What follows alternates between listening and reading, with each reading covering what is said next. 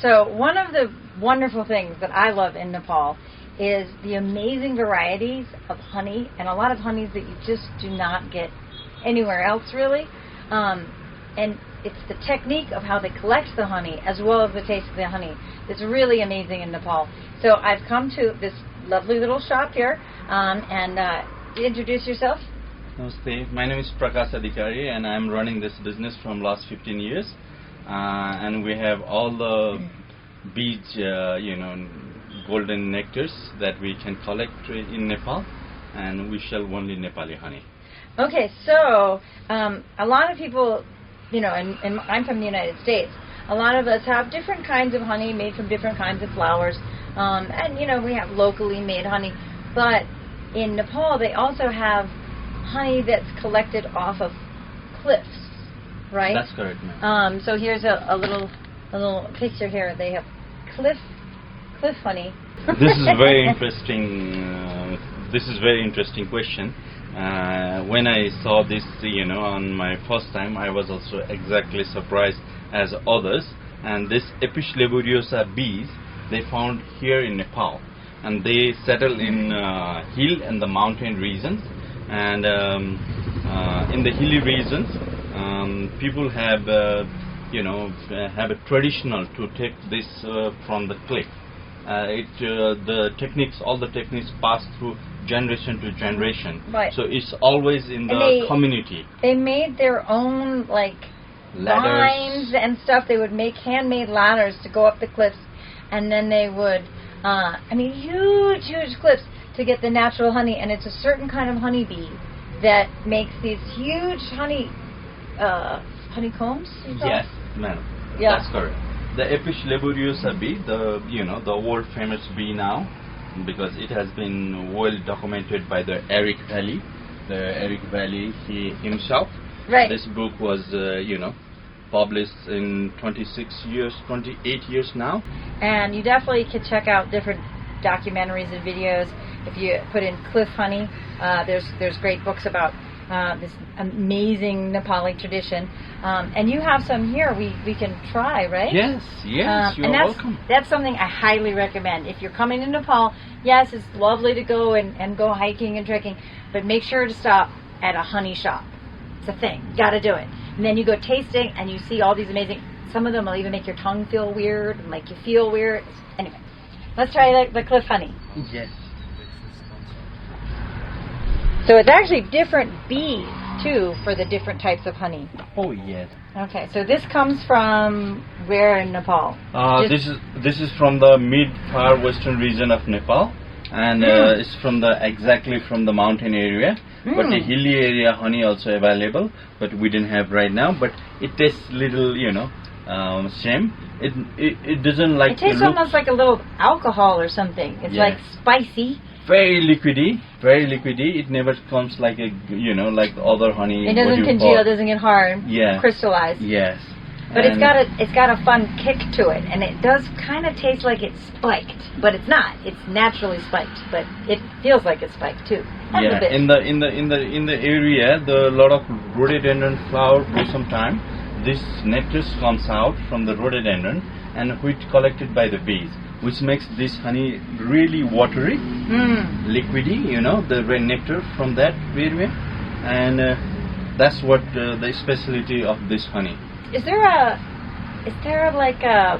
nickname for this, like crazy honey or something? Crazy honey, mad honey. People give different name. How they like it, it's up to them. If it's a lot of rhododendron that the bees are using for the flowers at certain times of year, it will definitely give you a little buzz. So you want to just do a little bit of that honey. Don't do a whole lot, and that's Anyway, so where to put?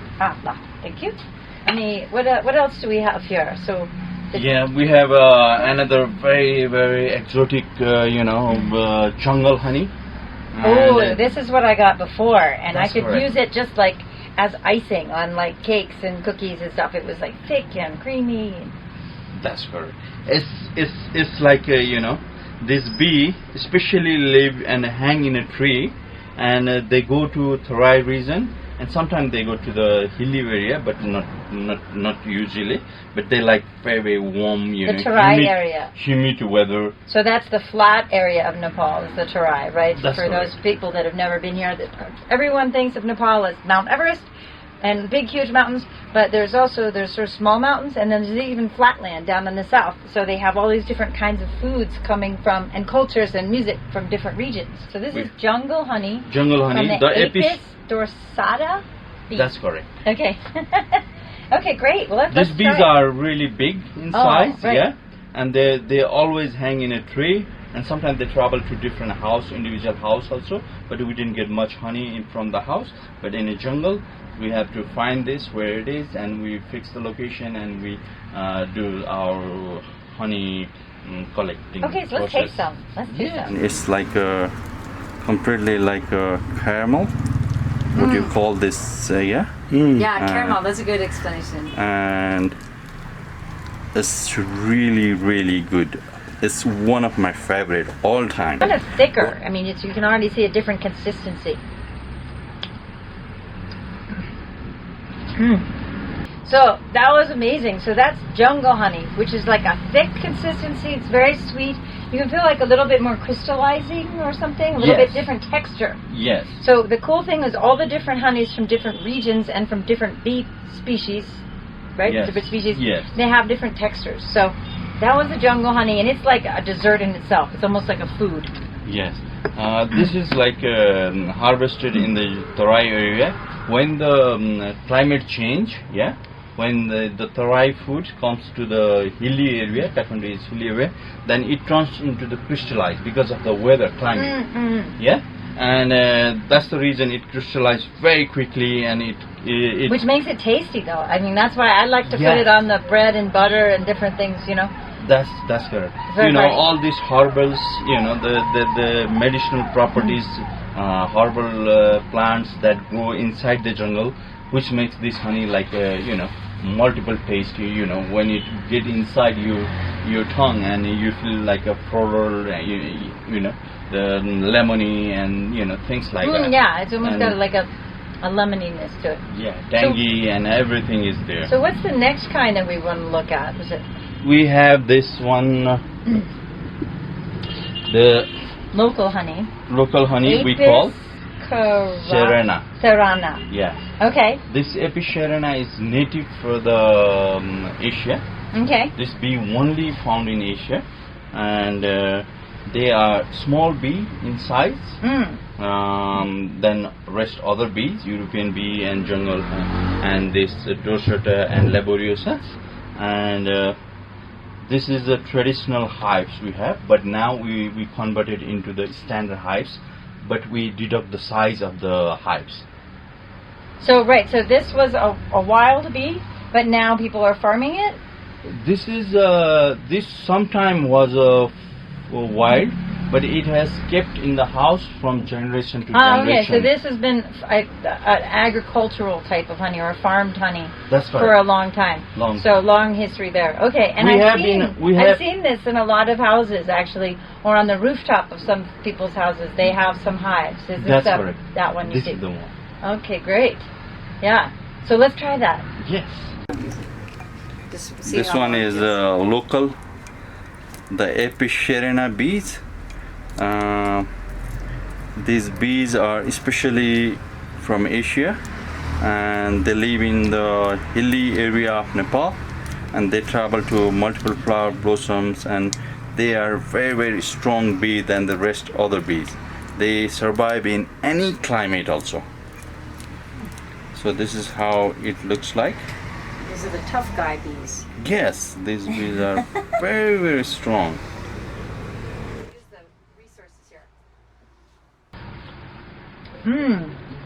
Okay, so this is a little bit more like honey I know from America, from the United States. That's correct. And tastes a little bit more familiar. It's very sweet. It's really good. I mean, this is the kind that as a kid I would just like eat, you know? Okay, You just sort of take the spoonful. Yeah. That's fantastic. So what's the next one we have too? The next one we have this bees migrated from the Europe. These Ah. bees were, you know, 50, 60 years ago, these bees were migrated from the Europe to Asian country, like Apis mellifera? Apis mellifera. Okay. And this is the standard hives. That's where the bees kept, and all the beekeepers, they work on this, and that's how the honey produced for in the mass quantity. Because so that's like what we have with those drawers that we pull out like back home. Yes. Okay. Yeah, that's what we call the standard hives. Yeah, and this we produce honey from 70 to 110 kilogram a year. It depends on the weather and the how many migration you make for the hives. So how actively bee can work in Nepal with this different geographic climate like a Tarai hill and the mountain area, which makes this possible to take like 100 kilogram of honey yearly from one hives. Okay, so this is from different places in Nepal. They're growing these bees. Yes, this can be, when it is very humid in Tarai, they take it to the little hilly area, down to the hilly area, so they can have their flowers there. And when it is rainy seasons, they keep the hives in the shade.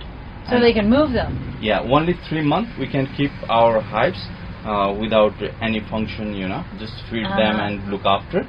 And in 9 months we can harvest our honey in Nepal. So this is what one hives can give, and this is the commercial honey. This is what people are buying. This is so what if you people go are to just your random store, the honey you'll just find this is honey. It would probably be this honey from this the is from the Apis mellifera. Okay, let's try some of that. Yeah. And what's also cool is that I'm just looking around in the store. There's so many things you can make from honey that they make here. We have the medicinals and the lip balms and long tradition of using all sorts of the resources that they have here. In the western part of Nepal, there is a different caste, and they are very actively involved in this from generation to generations. Right. So if somebody, let's say, didn't have the physical desire to go trekking and go up big mountains and camp or something like that, they could still be very occupied coming to Nepal and trying lots of foods and honeys and rakshis, or they have different drinks and all sorts of culinary things. And I know some of my tour groups that have come here said they were really surprised at what a foodie capital Kathmandu has become, where you could just your palate can be so entertained, with all the different types of food. Nepal has so many ethnicities. So it has, Tibetans and Nawari foods and Sakali foods and different kinds of honey. So this is fantastic. So I have to say again, if you're coming to Nepal, make sure to go honey tasting. And there's some great honey shops. Anyway, thanks so much. This has been really fantastic.